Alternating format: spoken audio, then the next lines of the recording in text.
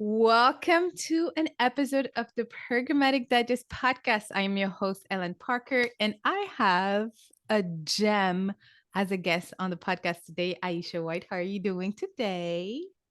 Hi, everyone. Hi, Ellen. Thanks for having me. I'm doing great. I am so excited because today we're going to talk about multicultural marketing. And I pause here because that's the diplomatic term. But we're going to get down and dirty talking about diversity and what it really is when it comes to not only in office diversity, but in your campaigns, how to manage some of this stuff, what to look for. And when I say that you'll be so impressed of the conversation we're about to have with Iesha because she brings so much expertise. She brings authenticity, which is not well known in our industry right now. And she's really great. Y'all gonna love her. If you give me a favor, if you are listening to this, remember to follow our podcast on all major podcast platform, and then leave us a review. Okay, y'all, leave us a review. If you like what you're hearing, go to your Apple store or whichever it is. I think it's only Apple iTunes that does review actually. And let us know how great of the podcast it is. Okay. And so let's get back into Aisha's interview. Aisha, how about you take 2 3 minutes to talk to us about who you is, where you're from, but also like what you do in the industry, how you landed in programmatic. I'm very curious. Thanks again for having me. I am Iesha White, and I currently work at Tinuiti as an associate director of Programmatic. Mhm. So I oversee YouTube, Programmatic, and some direct buys as well. Okay. And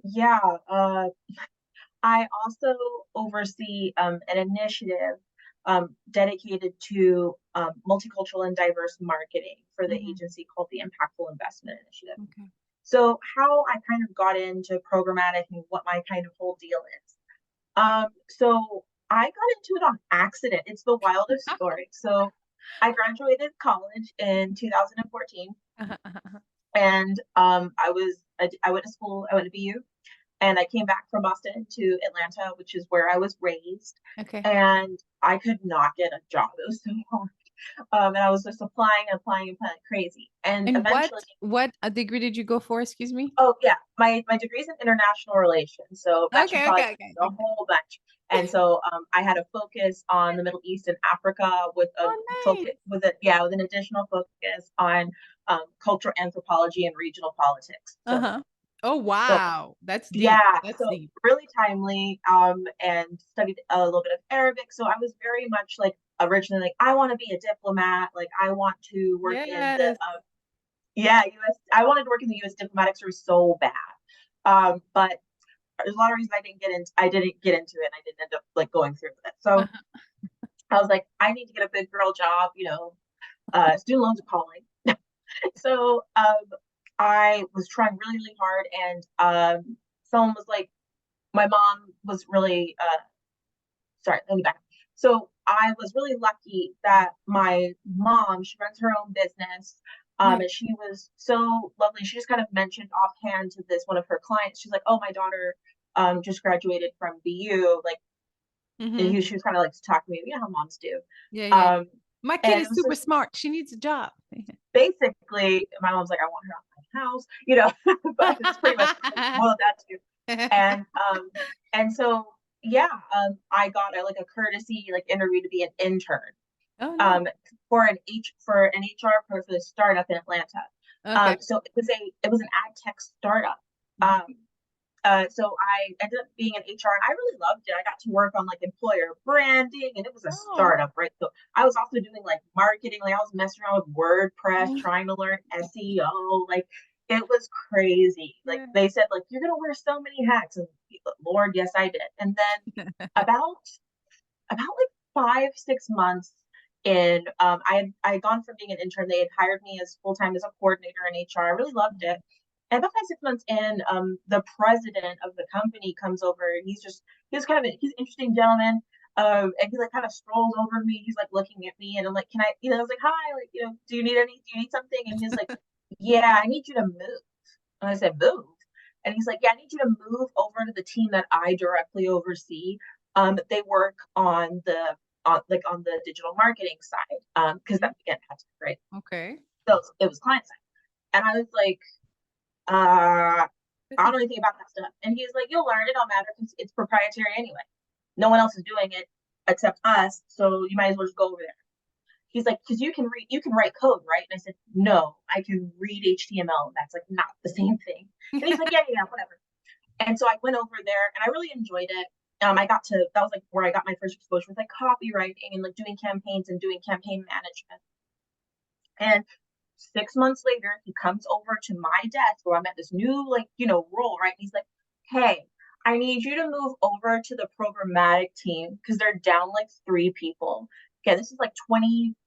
And yes, I'm like, right when I programmatic. started I too. said, I don't know what that is. I said, what is Yeah. that? I said, I recruited those people when I was in HR. I said, I don't Mhm, know anything like about it besides mhm, mhm. it's just a word to me. And he said, don't worry. He's like, nobody knows what programmatic is. You'll be fine. Because remember, you know how to write code. And I said, no, I know how to read code. Is not the same thing. He's like, close enough. You'll be fine. So I Yeah. went over there. Mhm. And that was my first job was ad ops. So I did ad ops. I did some like campaign management. So shout out to, or I guess RIP in a way, um, Turn DSP was one of the first ones I ever used. Trade Desk, Media Math, also RIP. Pocket Math, also RIP. Oh my So god. yeah, yeah, I wild. honestly have never worked on any of those, and I've considered myself really well versed on DSPs. But Media Math and Turned and then Dip Pocket, whatever it is that you just Pocket Math, mentioned. yeah, I never work on it. I've yeah, yeah. interesting. The only one that I worked on that's still standing is Trade Desk, and they're going strong. So I'm glad. Yeah. We're good on to Trade Desk, okay? We're not gonna claim this for them. We really need Yeah, them. Trade Desk layer of protection around Trade Desk. They're Yeah, doing okay. they're protected, sanctified, all the above. We good, Yeah, y'all. We good. we're good. And so yeah, and so I really fell in love with programmatic. So Yeah. it was really busy.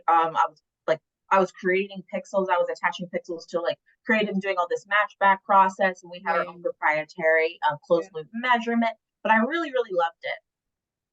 And yeah, and then I've been in programmatic ever since. So I've worked ad tech side twice for two Atlanta-based startups, one of which has since gone public. And then I worked really briefly at Group M for Xaxis. And then I was in-house at Sony Pictures Entertainment for 3 years, where I in-house the Wow. programmatic YouTube functions. And Okay. then now I'm at Tinuiti. So yeah, That's I feel like awesome. I've tried a little bit of everything except being on supply side. Yeah, and or working for a brand, right? Did you work for the brand? Yeah, I worked for Sony Pictures when I Oh, was in house. Sony. Yes. That is considered a brand. I'm sorry. When I hear Sony, I see them as tech, which is Sure, crazy yeah, because yeah, yeah. it That is a makes sense. brand. Same thing with Yeah, yeah, Microsoft. yeah. I see as a tech, but it is a brand actually. I was marketing all the Spider-Man movies, Oh my yeah, god. all of that. Yeah. That is so awesome. The reason why I like to ask this question is because most of us accidentally landed into this field. So if you are listening to this podcast and you're like, okay, what's the point? It's the whole point is like 99.999% of y'all have been accidental, like Aisha, like myself. And the other 1%, you're lucky enough to know somebody to refer you. Like it's either or. I don't know if there's any percentage where you accidentally Googled it and then you were like, yeah, let me go ahead and apply and it got hired. I don't Yeah. know. I don't know if there's a percentage there. I've met one person in my entire career who said, yeah, they have a really cool story. This person incidentally now works at Trade Desk, but they were telling me that when they were in university, the founder of Mighty Hive, I believe, went to their Oh university to yeah. like speak, Oh and they were so impressed with. I think his name's Pete Cam, if I remember correctly. Like he spoke, and they were like, "Wow, that is so cool!" And they like proceeded to be like, "I'm going to work in programmatic after I graduate," oh and that was it. nice. And they got a job at, I believe they got ended up getting a job at like Merkle or something. So it's like it's Oh. funny, like that's the only So person. he's the Everybody else has been zero accidental. point zero zero zero zero 0.00001%. Yeah, I still don't think everybody that's a good else. stat, but Everybody else is like you said, it's a referral, or it's like they were working in some other job and they got and then got plucked pushed out. over. Yeah. My Yeah, and story is something that, else. and the listeners know, so bear with me if you already heard it, but my story is basically like I applied to be a media buyer because I had came from the print side, even though I was the digital marketing analyst. And yeah, the agency called me back and say, yo, you're not qualified. And I was like, okay, thank you. And then he was like, but if you are interested, we're starting this whole department. You'll be our very first trader. We don't know what we're doing, but we're making an investment. If you're good with it, we down. If you're down, we down. And I was like, yes, I was very motivated by something called student loans as well. And I had just moved into this really cute apartment. I'm pretty sure I never had a roommate. The only roommate I had was my mom. Me and I moved together. Her and I moved together way back when. But like that's my motivation of saying yes. And I never looked back. Never looked back. Wow. Which leads into which is a good segue into today's conversation because I'll tell you why. Because the person who hired me was his name is Gabriel Cohen. He works at Magnite. Shout out to Gabriel. If you need somebody, a contact at Magnite or SpotX, reach out to him, Gabriel Cohen. But he was my manager, and he hired me. But everybody at that agency didn't look or sound like me. And I think it's a very important conversation to have. And that's the type of conversation we're going to have right now. But like, I was very thankful to have somebody like Gabriel who was way younger than the average CMO because he was like the leading media person at that time. And he was very, very cool down with the culture, like we say. He was very open-minded. He was just very open to things and to understanding. And he gave respect and honor when respect and honor was needed. And so I was really blessed to work with that. And so the team was mainly women, and like I said, it was a handful of us that looked like us. It was a total of 5 of us at that time, but anyway. But I really wanted to talk to you because it's not only about our team dynamic, but as expert in the field, it is how we represent our culture, it's how we represent who we are. And I identify as a Black person, but I'm also born and raised in Africa, Senegal, West Africa. My grandma is Lebanese, was Lebanese, excuse me, she passed away. And my origins are Cape Verdean, which is a Portuguese island. So like I speak at least one to two other language outside of English. And so there's multiple things, like there's first generational immigrants, there's second generation, all of the above, right? And I remember reading, what was it? Do you remember? I was reading an article and you posted something. You called me out. You called me out. Do you remember which one it was? I believe it was gosh, I'm having a brain fart, but I do know what it was. I believe what we were both reading an article that Terry Guyton Bradley had Mm-hmm, mm-hmm. posted on LinkedIn. Okay. And like I had like commented. Yep. I'm trying to think what the article was. I bet if I go back and look, I can I'm find it. pretty But sure. Okay, I remember. I know now because I had just read an article from Beeler Tech about contextual targeting, that's it. and how brand safety in some of the brand safety or whitelist or block list for some DSPs or anything, words like queer, Black people, or like keywords that are used as an identity to describe somebody were part of the block list. And I remember leaving a comment such as, and I'm sure I'm going to try to put it in the show notes so y'all can go back to the article and the LinkedIn post. But like it was something such as like, yo, how do I even know? Like, you know, I don't remember even trying to look, and you called me out about something, and I was like, I need to talk to this girl because like, but Not like, calling out, calling in. We're calling in. When we have I love it. to, I love it. provide Mm-hmm. like I respect when that. we're looking to provide like education, like we want to make sure like because folks generally, I think vast majority of folks have good intentions. You can always tell when folks That's do, true. when That's folks true. don't. Yeah. And I could tell you're right. I was like, oh, she has good intentions. I was like, well, let's like just Mm-hmm. let's level here. Like I think we can meet in the middle here, and like I can talk a little bit more about how I felt. And you were like, oh yeah, like that's totally like what we're on the same page because y'all know like comments on the internet are hard. Like it is so hard to read intent. So I try really hard to like Mm-hmm. keep my brain like Yeah. it's not necessarily um you know like don't necessarily have to jump on somebody just because, you know, Yeah. their state says kind of, it seems a Yeah. little out of pocket, But I maybe not. appreciate that. I appreciate Yeah, that. I think we should start calling some people out, some folks out in the streets. Like, no, like I've been yeah, seeing some stuff on LinkedIn. And I'm like, Jesus, take the wheel. Let me just log off real quick, because like yep, I gotta yep, step out of the way because I still got bills to pay and I can't get. yep, absolutely But it's agree. just like we got to call people out, and I appreciate you calling me in, because I remember telling you like I have never looked at a block list or an exclusion list, excuse me, from a DSP, you know, and just so I can paint the picture here for the listeners or YouTube watchers, is that viewers, excuse me.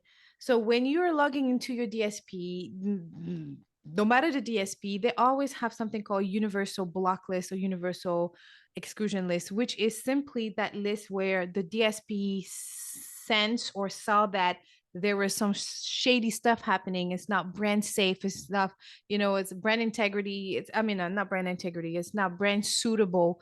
And so they just add those website onto it, the list of site or apps, or they add keywords, right? And Yes, so that's where the article was talking about. Well, that's the whole point of the article, I believe, and that's what yeah, Terry was sharing, is that by doing that, we're not only, obviously there's so many bad. Aisha will get on that in a second, but like by doing that, what Terry was trying to convey is that you're excluding half of like the smaller publishers or minority owned publishers, because you're already excluding that main keyword. And so Aisha, just tell the people, like yeah. first explain exactly what it is. Give us the how, the what, how, and why of this situation mainly. Sure. So we know, right, that Mhm. there are a bunch of stats, and I'm happy to share them, and Ellen can Yeah. put them in like the comments and everything. But we know that Mhm. out of the billions and billions and billions, we're talking hundreds of billions of dollars, the ad industry just in the United States is worth, that less than like about like 7% goes to multicultural marketing. Period. Mhm. Like the crazy part about it is that up to 40% of the U.S. population is considered multicultural or diverse, however you want to interpret that. And so there's a very big like shift here that marketers are just marketing en masse for general marketing Mhm. and saying, well, we're including everybody. But how that's often being accomplished, right, is through conglomerates. Mhm. So we hear a lot of things like agency X or brand X is a really big spender with, I'm making this up, Mhm. Disney. Well, Disney owns ESPN Deportes, right? Mhm. And so they're like, well, I reach the Hispanic community because, or the Latina community because I'm on Disney, I'm on ESPN, Yeah, Deportes. I'm And it's spending like, for in those markets, but right.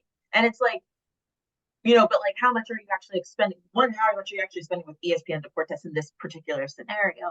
Is Mhm. that a fixture of all of your campaigns, or are you just kind of doing it during Hispanic Heritage Month? Mhm. Mhm. Right? So that's the first thing, is that we know that there is an imbalance here between Mhm. the population that exists and that's being marketed to and the dollars that are spent with diverse owned and targeted And media. media, yeah. So we know that's the first thing. And so there was this really interesting article. There was a couple of series of articles actually around how a lot of, um, in particular, Black owned publishers were Mhm. saying that they don't really want anything to do with programmatic.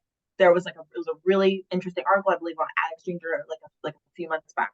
And they were saying, we're not really interested in programmatic. Like we prefer to do direct deals. And it kind of Oh like yeah, Black raised up a lot of Enterprise. questions. It was an Yeah, article by Black Enterprise, I remember, and Black Enterprises and Blevity.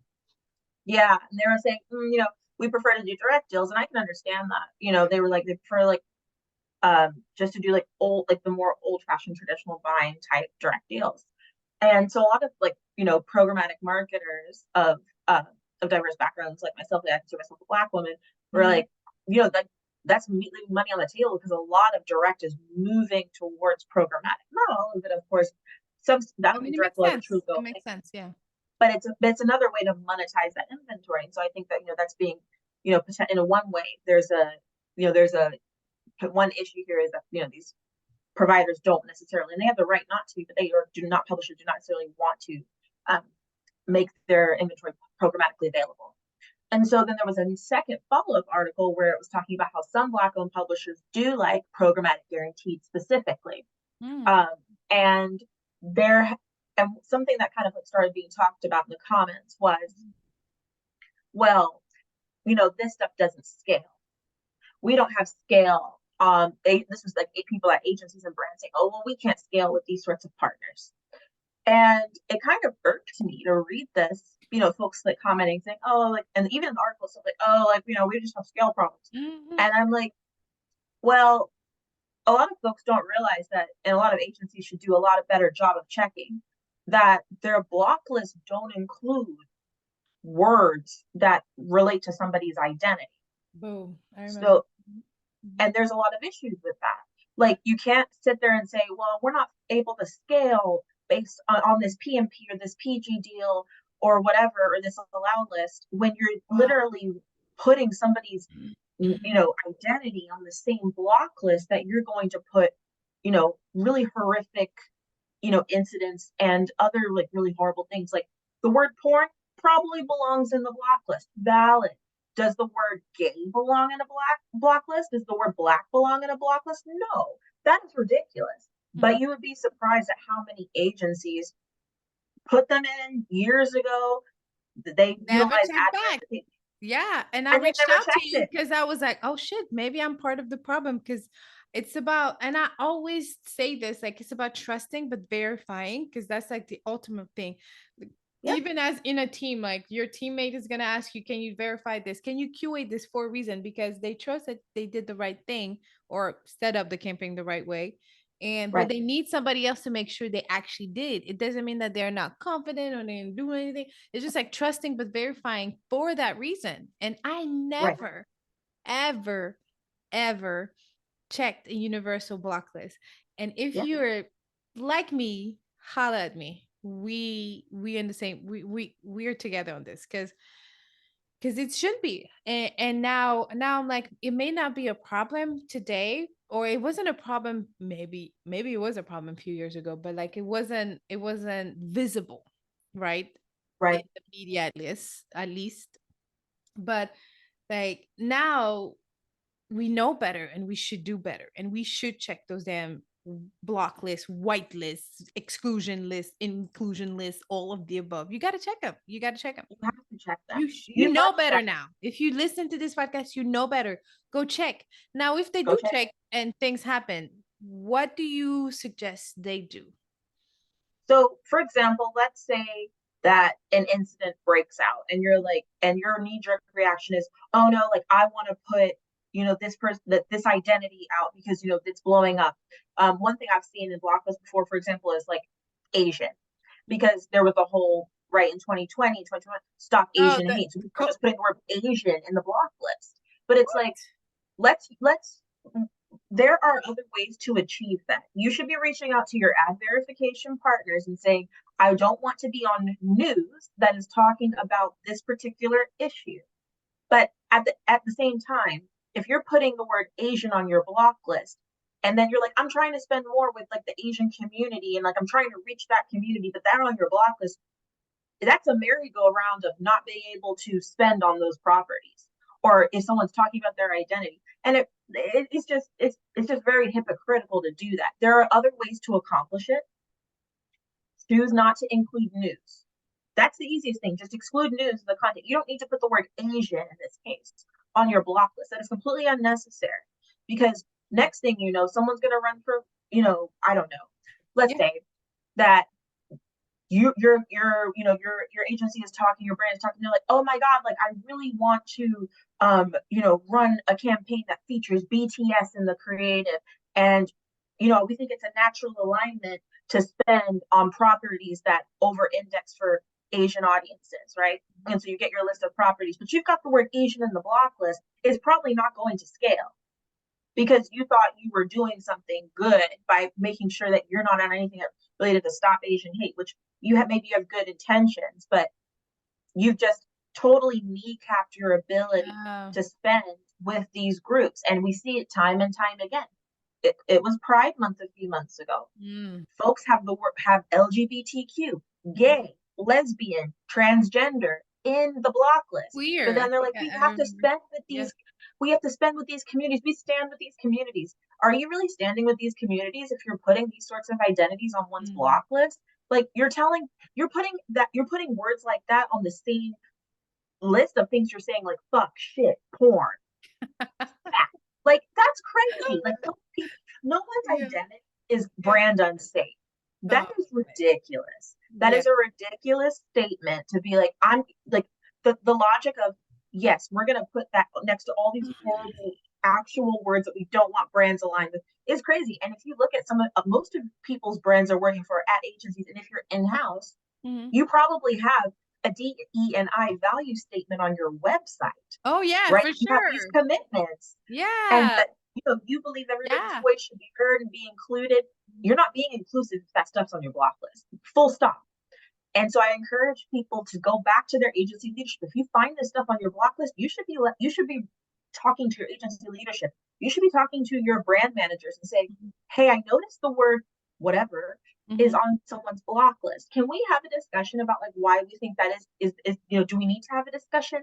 In my opinion, it would be a lot better if if we're worried about being on news that may paint these people negatively or have some sort of backlash. I would rather us work on a solution with our ad verification partners or block news Mhm. or block negative sentiment instead. Got it. That's so ridiculous, and my camera just flipped, but anyway. This is okay. We're gonna keep, we got this. But that is so ridiculous. So tell me, I have so many questions. So, in recap, in summary, if this is happening to you and to your agency, the easiest way to do it is to like you have the ability to pull the universal list that we're referring to. If you don't have to, if you can't see it clearly, reach out to me. And most likely, you just don't know where to click exactly, and sometimes it could be hidden. But like, if you really cannot find it, like I strongly recommend that you reach out to your DSP team, like let them know, like, I want to see what's on the universal block list. What does that means? What's universal? How did you come up with this? And how often do you update? But also that's why it's so important to have multicultural team members, because Iesha was one of the only one when you came across that, right? So, and she Yeah, was like, "Oh, why is Black people being excluded here? For what reason?" And yeah, so it's important. It's really important to have. That's why diversity is so important. And we feel comfortable talking about the Black community, Black people, and such. But there's the Asian community, Pacific Asian, there's Southeast East Asian, there is African, there are Southern Americans, there are Latinos, Latinas, Latinx, Hispanic, all of the above. Like there are multiple, there's more. There's more out there. Okay. That's why it's so important. And if you're one of the only one, I understand that sometimes it's tiring to consistently code switch, but you have a power within you to stand up for your community and to stand up for those, because like everything has it's almost like a ripple effect, right? It's just you think you're the only, oh, it's just me, like somebody else can do it. But no, like within the brand that you represent, right, within the inventory that you're targeting, those small publishers, or not even small, because not all minority owned equals small media owned. That's right? not correct. That's not a good statement here. So like you have to help those you have to speak up a little bit, and if they're not doing anything about it, then they should not have that statement on the website. And let me tell you why. Because like in 2020, 2021, even 2022, a lot of these big companies were really proud and said things and said, we're going to do this and that. I am a small business owner, a Black owned business owner, and I've had company pledge and I've still haven't seen anything. Yep. And I that's a big haven't. issue. That's a And it's a huge huge issue. issue. And there's a lot of those companies that talk the talk but don't walk the walk. And all Yep. the and the deal is pretty simple. Let me tell you what. I train historically excluded people how to start and grow in a career in programmatic advertising. That's it. The pledge is, are you able to hire these people? Are you able to give them internship? Yes or no? Boom. Here you go. If you are complaining that you're not able to hire diverse, or like it's complicated or whatnot, like I am here to help. And I train the basic and I train those fundamentals, right? And so there are companies that were really excited about partnership, but there is not like it's still not doing anything. I'm not going to chase you. Okay. The people that I'm training are getting hired. Great for that company. Right. Great for that company. And so, and if you're listening to this, is like, and you're a white guy, let's say, like you can be an ally. This is a conversation you need to listen. And if you feel uncomfortable, great. I always say that there's growth in being uncomfort, Exactly. discomfort. So Yep. good for you. Be uncomfortable and then be that ally that we need, because you're going to be in a room where you feel real comfortable. Everybody looks like you need to be the one saying like, do y'all see how we all look like right now? We're all black, white guys over here. Like, why is this? How can we make this change? Because we need to have those diversity conversation, whether you want it or not, right? Right. um for many reasons, like not only And for what we see in ads, right, but like how do we do it in the back end? And what Iesha is saying is like, there's the front end and then there's the back end, which is us, the traders, the ad ops people, the am, like it's up to us to to make a move, to make that conversation go. if we don't like consider the fact that right, like diversity pays dividends. That is a business fact. It's not like there's been countless studies on it. But one thing that folks should be remembering, if you're like, I just don't see the point, like, why do I need to spend with diverse owned media? Like, why is that important? I want you to consider from a business perspective Mhm. that Gen Z is the most diverse group ever. And after them, Gen Alpha, even more diverse.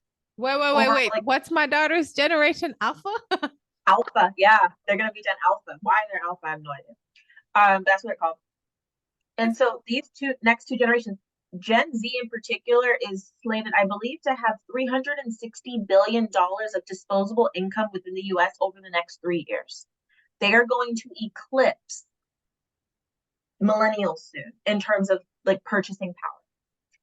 It's going to happen within the next 5. That is what, because they're older than we think. People are, make yeah, jokes on the those are the internet. college students. They're graduating Yeah, they're in colleges right now, college. Like if it's the they're same going to thing. college.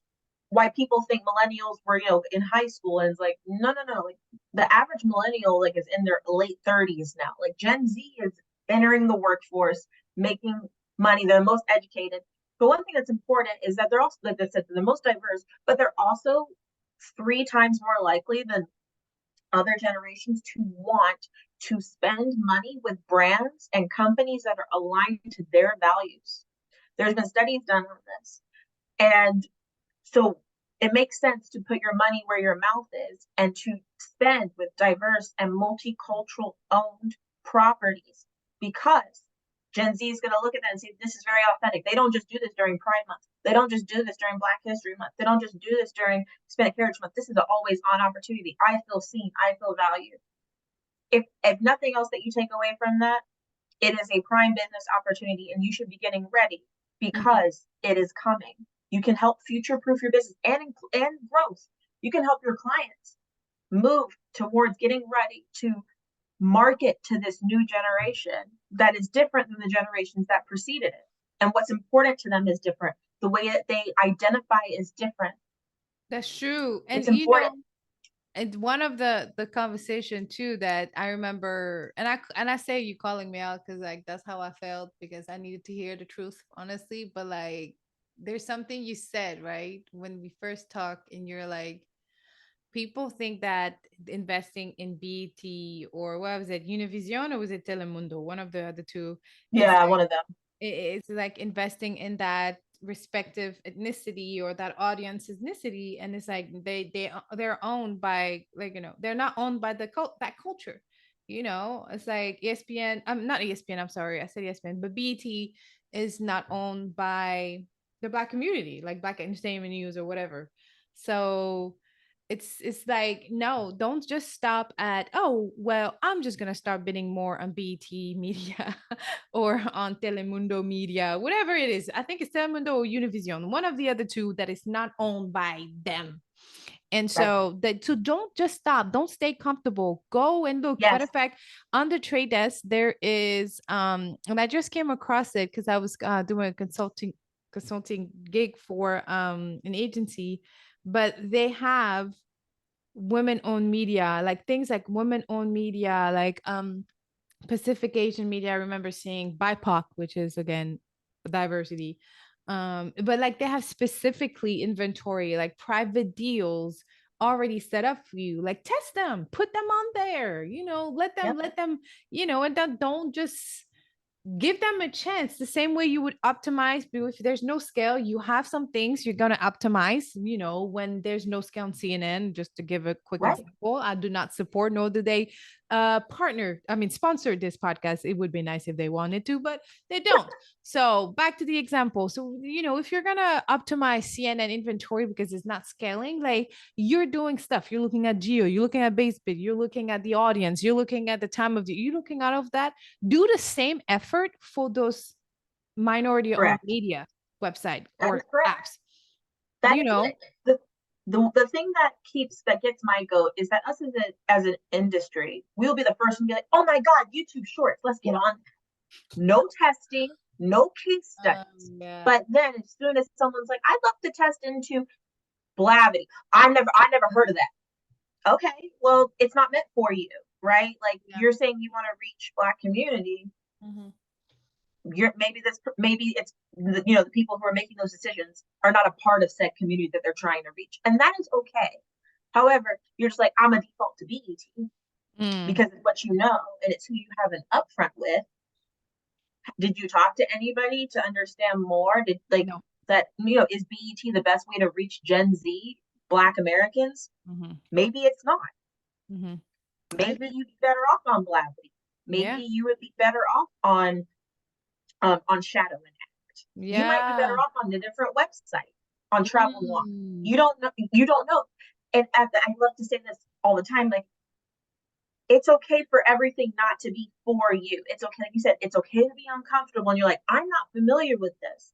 But Yeah. we need to give, as an industry, we need to give these other partners and publishers the same grace that we give Google and TikTok when they launch a brand new product. We're all on it without case studies, without any evidence it's going to work, all that. We will be the first ones. Oh, I'm going to spend on it. I want our clients to be first alpha, beta, I, all this. I remember We're quick. vividly the Snapchat run, and before that it was Pinterest. I remember Yep. brands running to those platforms. I honestly have not had any brands ask me about those two platforms in over 6 7 years. Yeah. Not that It's these platforms don't work. I don't want nobody come bite my head off in my DMs. Like, please, I'm just saying. Like some of the clients and partners that I'm servicing ain't asking me about these two particular brands. I yep. mean, platform, but like I said, 5 7 years ago, it was like everybody wanted to spend in Snapchat because of the Snapchat filters, right? The geofencing filters that they had. And I like, this is great. Yeah, but it's more creative touch point at this point, right? When you Right. think about it as a strategy, is it more, it's cute. But some people would say it worked really well, and that's good. But like you said, not everything works for everybody. And one of the last question I had is that if there's anything they you want them to do today, what is like one actionable insight you can leave the viewer or the listener with? Because now we have some MFA's conversation happening now. Yeah. There's like Q4 happening conversation. There is like upfronts next year, and I'm like, we ain't even gone through like Halloween. How are we talking about upfronts next year anyway? So like, what is Yep. one actionable insight? Because there's like a lot going on at all time. But like, what do you think anyone listening should do concerning this topic? Two main things that you should do if you don't have the agency, or you don't have the ability to do anything else, is first please, please, please check your keyword block list. People's Mm, identities are not brand unsafe. And for us to achieve more equitable media spend with diverse owned properties, and in general, to hold up to our own DE&I, mhm. right, values that we have on most of our own agency and brand websites, you shouldn't be including those, period. Find a different way to avoid negative sentiment and racism and all the bad isms on the internet. You have ad verification partners. There are plenty of settings. If you don't know, ask an ad verification partner, ask Google, ask your DSP rep. There's plenty of options out there that you do not need to resort to blocking people's identities en masse. You would never block the word white people or women or men. So you should not be doing it with the words gay, Mm, transgender, black people, mm. Mexicans. You shouldn't be doing it, period. Yeah. So that's the first thing. The second thing is it's okay to be uncomfortable. It is also okay to have not have heard of a publisher or any sort of partner Yeah. before that is diverse owned, Mm, especially if you're not from that particular demographic. It is okay. mhm. You need to provide them with the same grace and appetite that you provide YouTube, Google, TikTok, all of those when they put out a new product. It Mm, is a test and learn scenario. If you want to reach diverse audiences or a specific demographic, and that is important to your brand, and it should be for the reasons I outlined, because Gen Z is coming, Gen Alpha is coming, and millennials are diverse too. This stuff is important. If that is something that's a goal for your brand and for your client and for your agency, mhm. you really need to get comfortable knowing saying, you know what, we do BET all the time for trying to reach Black folks. We do Univision all the time for trying to reach Hispanic folks and Latinos. We always do that. Maybe we should try a different approach because folks will get very creative for everything else, but they will fall in the same stuff again and again. I have seen it. I've been party to it when, particularly at places I've worked. People will go all out with the craziest, coolest executions, and it's going to say, "We would like to reach, Black females 18 to 34." BET. It's like an easy button for folks. Stop that. Yeah. Do a little extra. Do some research. The inter there ask your reps for ideas too. Like, hey, we'd really like to spend more with diverse owned media. How can we Mm, achieve that? I'm not familiar with this mm. particular, demographic publisher set. Good. Look on LinkedIn. There's a lot of articles about this stuff. Check out Digiday and Adweek. They have put out many articles about this. There are so many deserving companies that are minority owned and diverse owned Yeah. that really need your ad dollars. And And you should Aisha, consider media yeah, traffic. and you shared a few of them in my emails, and I still have I've read some. I read your emails, and I left it as unchecked because I was like, "Yo, I need to publish this something." So, I'll publish whatever Aisha mentioned on the interview today. I'll make sure to have it in the show notes, or um, have it on the show notes. It'll be in our newsletter, all of the above. But like before, give us like one quick word of wisdom. What is something you wish you knew before than that you now know? What would you Something tell your freshman self? my freshman self. I think I would tell myself that it's I don't have to be so brave all the time. A Mm, lot of the stuff that I've heard over the years about how folks want to market to what I consider my community, the Black community, a lot of it is reductive. And I know that when I speak to other marketers who come from diverse backgrounds, even if they're different than my own, they hear a lot of the same stuff. People dealing in stereotypes, people dealing yeah. in the same old boring, tired executions Mm, that often rely on those stereotypes and very derivative type stuff. yeah. And I think I would give myself the advice, like, you can speak up and say, hey, I don't think that this particular partner is the right choice for what you guys want to accomplish. I have a few ideas, but I remember feeling very scared and feeling like I Oh couldn't yeah, me tell too. Me too. this room full of folks who were Yeah. very senior to me, who do not look like me, but had control of millions and millions and millions of dollars for media, Yeah. that they, were being reductive. I Yeah. felt really uncomfortable. I have the language and the ability and the confidence now to address it. Yeah. If anybody ever wants to have a chat with me on how you can address it, Oh yeah. and how you can encourage, whether it's clients or people even that you work with, to think a Yeah. little bit more critically about it and a little bit more holistically. We can call people in. We don't have to call folks out. Mhm. Um, we try to, I try to assume everybody has good intent, even if it doesn't always feel that way. Yeah. Um, I would give myself some more grace and allow myself, instead of being quiet and feeling embarrassed and upset Here and we kind go. of, angry that people are dealing in these reductive and, awful Man, things, that I would just be like, hey, actually, I think I have a better way. I'd really like to, try this out. speaking up. Let's give Yeah. this a try. Yeah, that's what I So I was encourage you to be speaking brave. up. Yeah, be That's what I would brave. give myself the advice. That's so genius, and there's no other better way to end the podcast. So thank you so much, Aisha, for dropping by. Aisha, this is not the last time we're gonna hear from her because we need more of this conversation happening. So thank you so much for stopping by. Thank you all so much. Thanks again, Ellen. And if anybody wants to find me, I am Iesha White on LinkedIn. Yep, and her information will be in the show notes too. Awesome. Thanks again. Bye.